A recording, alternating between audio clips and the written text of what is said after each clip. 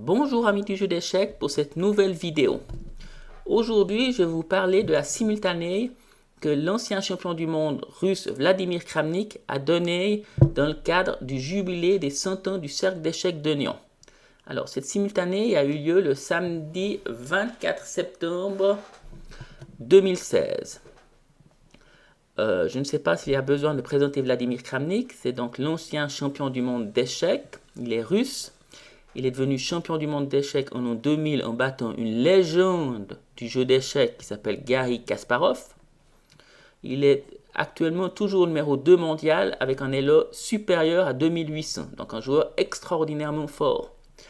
Durant cette simultanée, il était opposé à 20 des meilleurs joueurs nyonnais et pour certains d'entre eux, des meilleurs qui font partie des meilleurs joueurs romans. Je pense notamment au 2 mètres FIDE Claudiu Prunescu qui a plus de 2300 elo, ainsi qu'au maître FIDE Murtez Odonzi qui a lui presque 2400 points elo.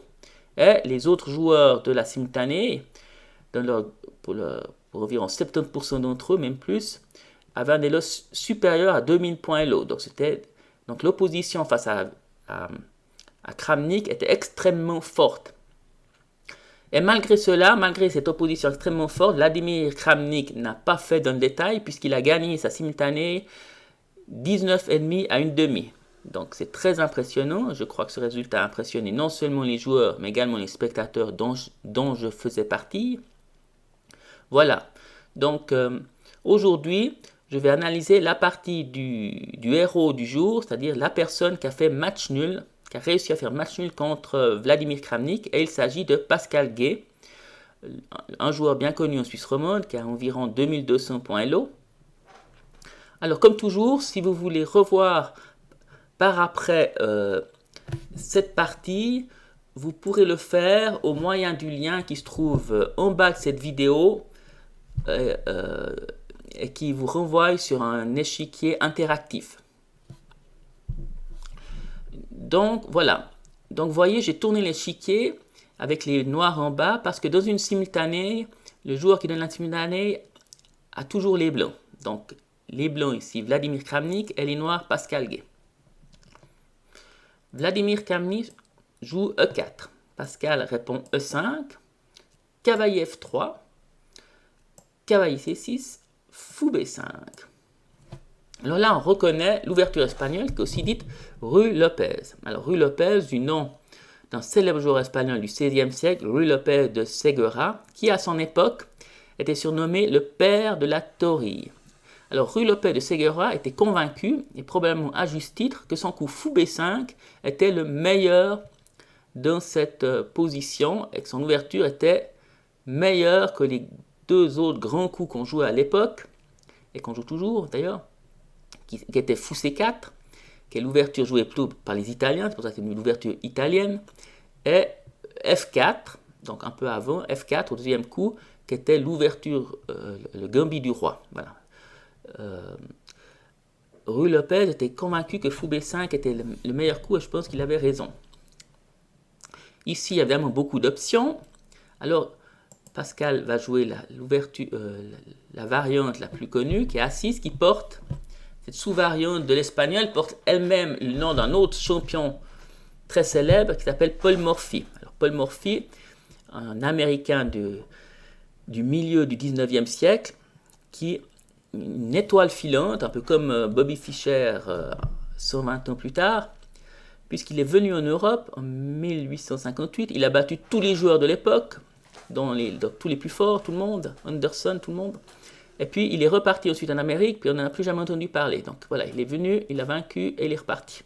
Mais il est resté très très célèbre pour ça. Donc la sous-variante Morphy. Alors ce qui est intéressant de savoir, c'est qu'après fou B5, il existe beaucoup d'autres coups hormis A6. Il existe en particulier cavalier F6. Et je vous parle de ce coup qu'on appelle la défense berlinoise parce que c'est la spécialité de Vladimir Kramnik et c'est une ouverture très solide qu'il a remis au goût du jour justement durant son championnat du monde en l'an 2000 contre Garry Kasparov. Et c'est le coup cavalier F6 qui a permis à Vladimir Kramnik de résister avec les noirs contre l'ogre de Bakou, donc contre Garry Kasparov. Ça l'a permis de résister avec les noirs puisque Kasparov n'a jamais réussi à passer ce cavalier F6 et Kramnik, lui, ne perdant pas avec les noirs, a réussi à gagner quelques victoires avec les blancs et c'est comme ça qu'il est devenu champion du monde. Alors, Kramnik a remis au goût du jour la variante que je vais vous montrer. Cavalier F6, roc, cavalier E4, D4, cavalier D6, fou prend C6, D prend C6, D prend E5, cavalier F5, dame D8, roi prend D8. Voilà, on arrive dans cette position qui est presque une proto-finale sans les dames. Et c'est cette position que Garry Kasparov n'a pas réussi à passer, et qui est donc une position très solide. Mais alors c'est pour cela que la défense berlinoise, à partir de l'an 2000, est devenue assez populaire chez les très grands maîtres, dans l'élite mondiale.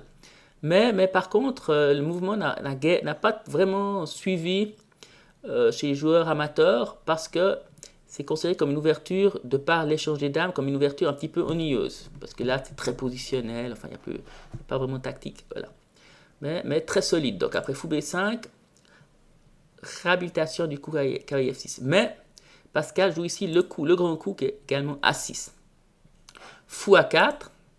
Alors à noter ici qu'après A6, on peut aussi faire la variante d'échange.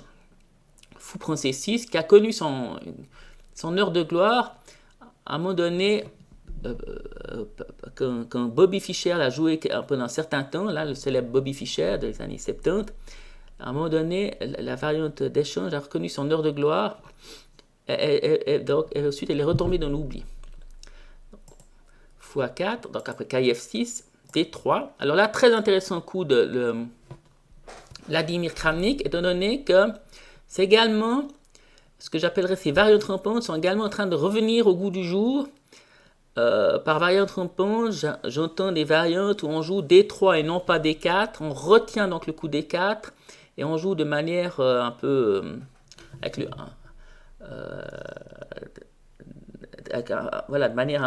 manière très fermée, très derrière la chaîne de pions, un peu un jeu un peu de tranchée comme ça. Alors le risque ici, c'est que les noirs s'endorment. Les noirs ne doivent pas croire que c'est parce que les blancs jouent de manière un petit peu feutrée, de manière retenue, que ce n'est pas dangereux pour eux. Ils doivent être au contraire extrêmement attentifs parce s'ils ne sont pas attentifs et jouent de manière nonchalante, le risque est que les noirs soient peu à peu étouffés, un peu comme un boa qui enserrerait petit à petit sa proie.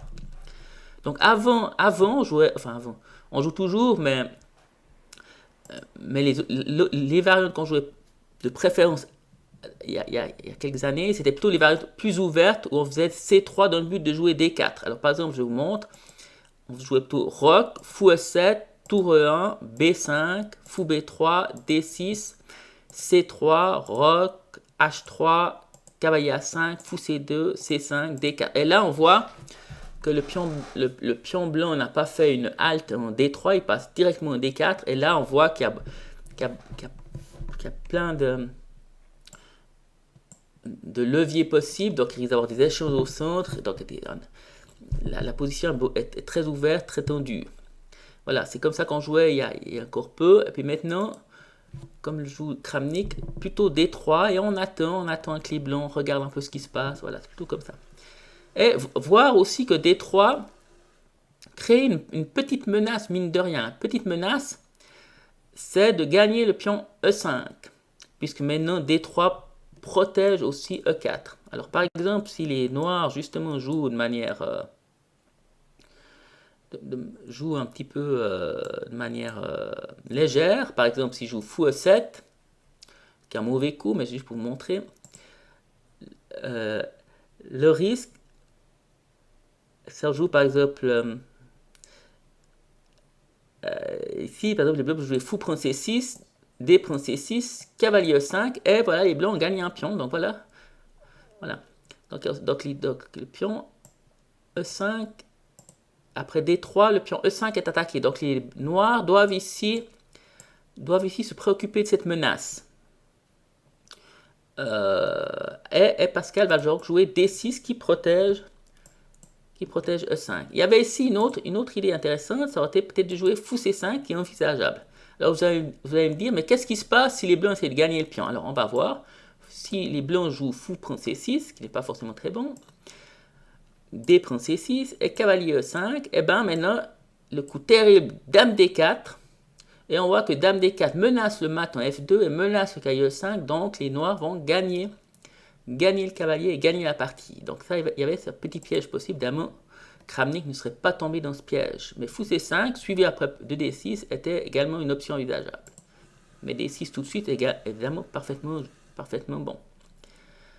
En plus, D6 crée, alors pour les noirs, cette fois, une autre petite menace qui est, par exemple, qui est de gagner la paire de fous. Alors par exemple, si les blancs jouent, je ne sais pas, roc, alors là, avec les noirs, on peut par exemple jouer B5, fou B3, cavalier A5, et on voit, étant donné que D6 protège E5, E5 n'est plus en prise, les blancs ne peuvent pas éviter que le cavalier E5 s'échange contre le fou B3, et en général, échanger le bon fou de l'espagnol, le fou B3 contre le cavalier C6, c'est en général bien pour les noirs. Donc, après D6, il y a cette petite menace pour les noirs. Alors évidemment, Kramnik sait cela, donc il va jouer C3. Et C3, ça crée donc une case de fuite en C2 pour le fou A4. Alors ici, étant donné qu'il n'y a pas encore de tension au centre, Pascal peut jouer G6 et envisager de mettre son fou en G7, qui est une case plus forte que s'il joue tout de suite fou E7. Voilà. Roc, fou G7, ça c'est des coups normaux. Tour E1, coup normal également. Donc ici, c'est pas parce que les blancs ont joué D3 qu'ils ne vont pas jouer D4 à un moment donné. L'idée est toujours de jouer D4, mais d'attendre le moment le plus propice. La menace est plus forte que l'exécution, selon le principe de Nimzowitsch. Donc l'idée de ces variantes, on joue D3, C3, et puis on attend avant de jouer D4, c'est cette idée-là. La menace est plus forte que l'exécution. Donc, roc, KIBD2. Donc, le fameux parcours du cavalier, KIBD2, KIF1, KIE3 ou KIG3, c'est le célèbre parcours du cavalier B1 dans l'espagnol pour les blancs. Voilà, donc ce qui est bien dans l'ouverture espagnole du côté des blancs, c'est que c'est facile de jouer les coups parce qu'ils sont toujours en général les mêmes. On place ce cavalier, on fait ce parcours avec le cavalier. Le fou fait toujours A4, C2, il y a toujours C3, D3, donc c'est très facile. Par contre, pour les noirs, c'est un petit peu plus difficile parce que des fois, on est un peu emprunté où mettre ses pièces. Voilà, par exemple, dans cette position, Pascal va jouer fou D7. Alors, c'est un bon coup, mais justement, on peut se poser la question ici, comment jouer? Par exemple, un autre coup qui était peut-être envisageable, c'était B5. Le coup B5, dans l'espagnol, dans ce type d'espagnol, c'est un coup qui se joue souvent et qu'il faut toujours envisager pour les noirs. Il aurait pu suivre, par exemple, fou C2, tour E8. Alors maintenant, le tour E8, c'est un bon coup pour les noirs, puisque le fou A4 ne crée plus une pression sur la tour E8. Alors, par exemple, KIF1, et ici peut-être D5, le coup libérateur, toujours pour les noirs, et on arrive dans une position qui pourrait devenir explosive à un moment donné. Ça aurait été une possibilité. Une autre possibilité, après KIBD2, c'est d'essayer peut-être quelque chose sur l'aile roi pour les noirs. Alors peut-être un coup comme cavalier H5, c'est une idée très originale, mais pas forcément fausse. KH5, alors KF1, alors vous voyez que c'est facile pour les blancs, ils jouent toujours le même coup sur n'importe quel coup des noirs en gros. Et là peut-être KF4, et là ici c'était une idée très originale à creuser à mon avis, étant donné que les blancs ne créent pas de pression directe sur le centre, peut-être que les noirs peuvent essayer quelque chose, un jeu de pièces sur l'aile roi, ça aurait été peut-être une idée.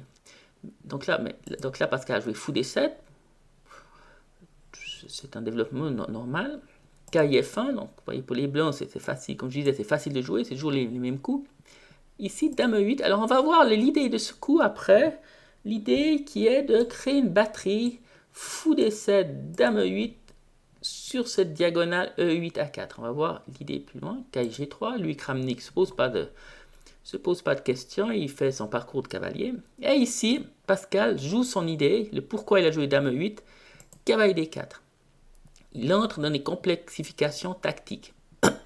Alors on va voir que cette idée tactique est intéressante, mais qu'elle est peut-être un peu douteuse, parce qu'il y a une variante que va trouver Kramnik qui permet de gagner une qualité. Voilà. Une autre idée ici, ça aurait peut-être été de jouer KID8, toujours essayer d'échanger le fou D7. Mais là, il aurait pu jouer fou B3, c'est de garder le fou. Fou E6, on voit une sorte de mano-mano entre les deux fous. Fou C2, les blancs ne veulent pas changer ce fou. Fou G4.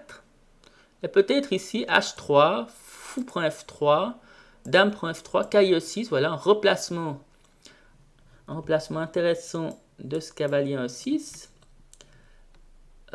Et ici, malgré le fait, là, les noirs ont perdu la paire de fous, mais c'est peut-être pas très important, parce que les cavaliers noirs sont forts, et c'était une position intéressante ici. Mais Pascal joue pas ça, il joue KD4, donc là il commence à notre idée de complexification tactique. C prend D4, alors Kramnik joue le meilleur coup. Ici aurait été beaucoup moins fort pour les blancs, c'est fou D7, KIF3 intermédiaire pour ne pas perdre le cavalier, échec. Dame prend F3, KI prend D7, et ici égalité complète. Les noirs ont réussi à échanger des pièces, ce qui est un des buts dans cet espagnol. Ça permet de décompresser le jeu des noirs. Et ici, on arrive dans une position très égale. Mais Kramnik joue le bon coup. C prend D4, fou A4. Alors, on a l'impression qu'on a gagné le fou contre le cavalier, mais on va voir qu'il y a une petite astuce tactique. B3. Donc, par la menace du fou A4 sur la dame D1. Donc on attaque également le fou, donc il faut repartir avec le fou, fou D7. Et maintenant, D prend E5. Les noirs sont obligés de reprendre avec le pion, puisque le KIF3 contrôle la case E5, donc on ne peut pas reprendre avec la dame. Et maintenant, on voit la faille, la combinaison, fou A3.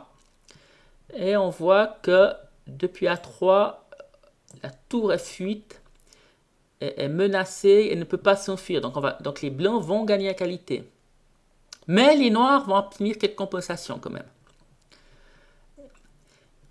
Et ici Pascal m'a dit que durant la partie, là, il faisait un peu grise mine.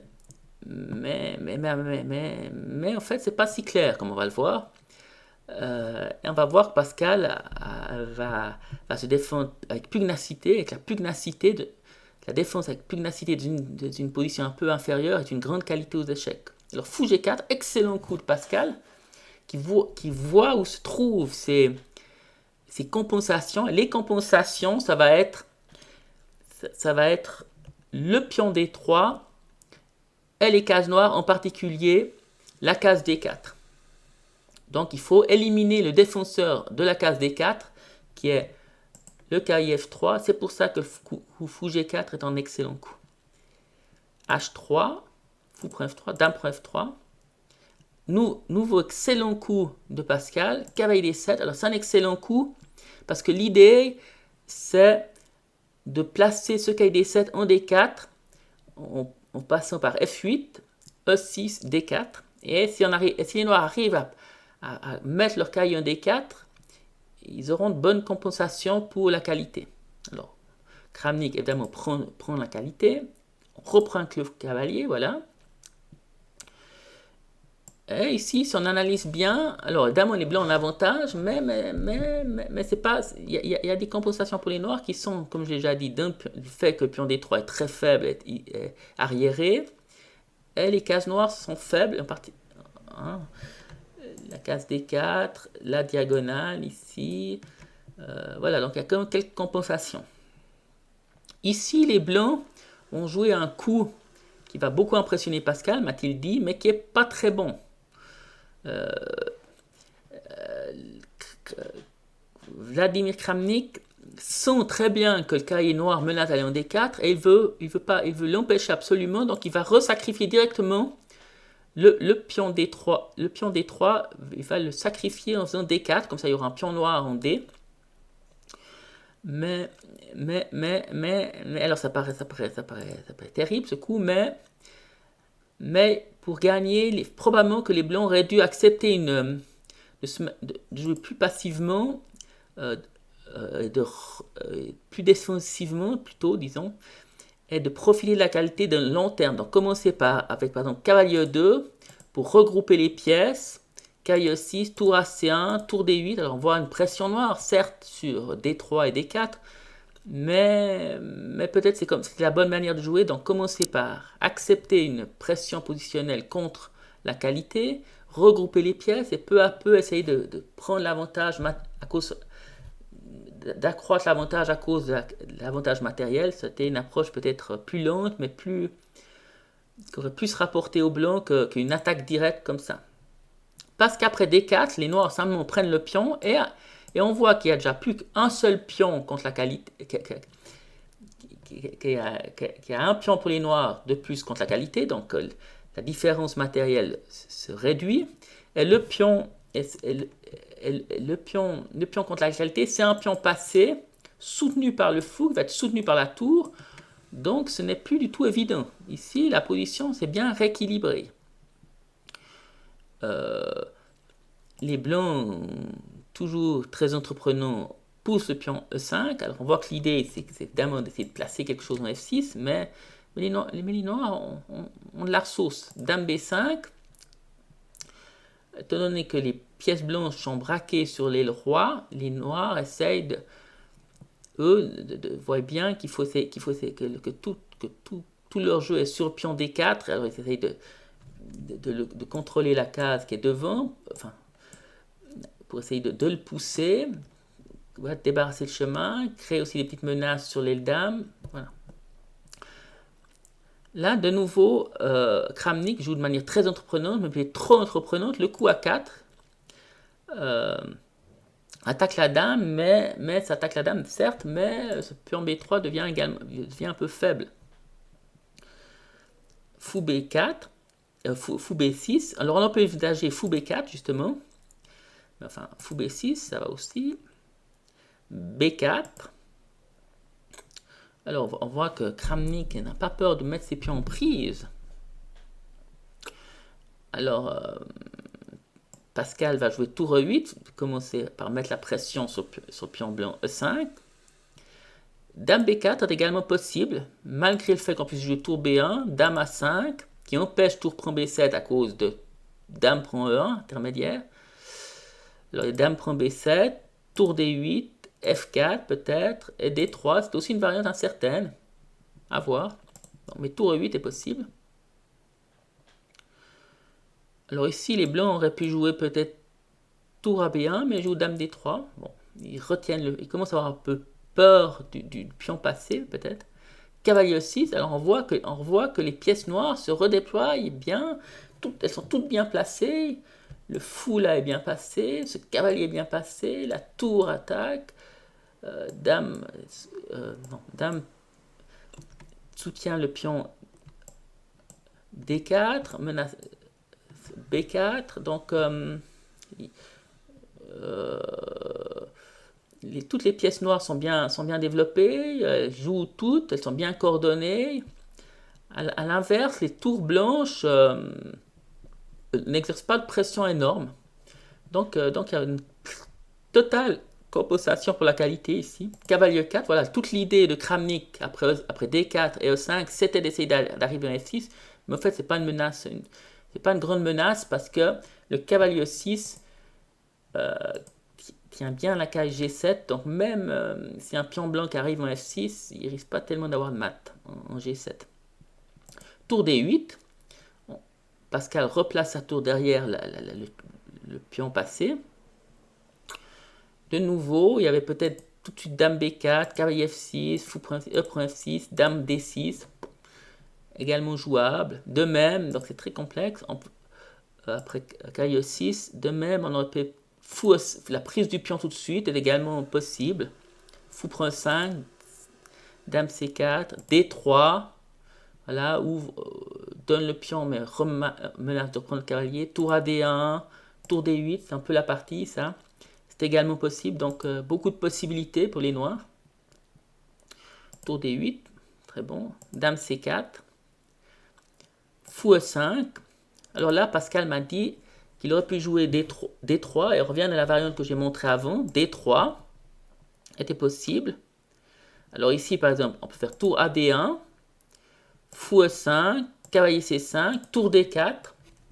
Et on arrive dans des positions très complexes, très incertaines.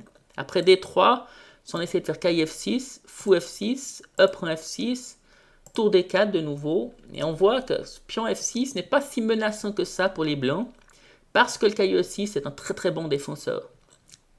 Mais Pascal prend directement le pion, ce qui est tout à fait jouable. Cavalier C5, cavalier C5, BC5, dame F6, dame D3. Alors peut-être ici, il aurait peut-être fallu jouer tour A3. Dame D3, B6. Bon. Tour à C1, B prend C5, D prend C5. Fou D6. Bien joué, attaque la tour. Tour C2. Alors peut-être ici, tour C2, peut-être que tour A5 était intéressant pour essayer d'aller peut-être faire quelque chose sur le pion A6. Fou B4, tour prend A6, dame G5, tour B1, C5, tour B6. C'est nouveau une position incertaine. Peut-être sortait plus favorable que la position de la partie pour les blancs. Enfin, c'est très compliqué. Tour C2, fou B4, bon coup, attaque intermédiairement la tour. Tour E4, fou C3, Et ici, les noirs proposent nul. À noter qu'ici, C5, ça aurait été également un excellent coup. Mais fou C3 également. Les noirs proposent nul, que les blancs, que Vladimir acceptent. Probablement, c'est justifié. Probablement que les noirs ici sont maintenant légèrement mieux. Donc, c'est intéressant de voir cette partie. Donc, je trouve cette partie très intéressante. La manière dont Pascal a trouvé de la compensation contre la qualité. Je rappelle, donc dans cette position-là, comme on pourrait croire qu'avec la qualité en plus, les blancs sont facilement gagnants, et pas du tout, parce qu'il y a de la compensation. Donc la compensation dans une case faible et dans un pion faible. Donc voilà, je remets la position finale. Voilà donc cette partie du héros du jour qui a réussi à obtenir le match nul contre Vladimir Kramnik. J'espère que cette vidéo vous a plu. N'hésitez pas à vous abonner à la chaîne, à mettre un pouce levé si ça vous a plu, ou bien mettre même un commentaire. N'hésitez pas à commenter, à dire ce que vous en pensez. Et je vous dis à une prochaine vidéo. Merci de m'avoir suivi.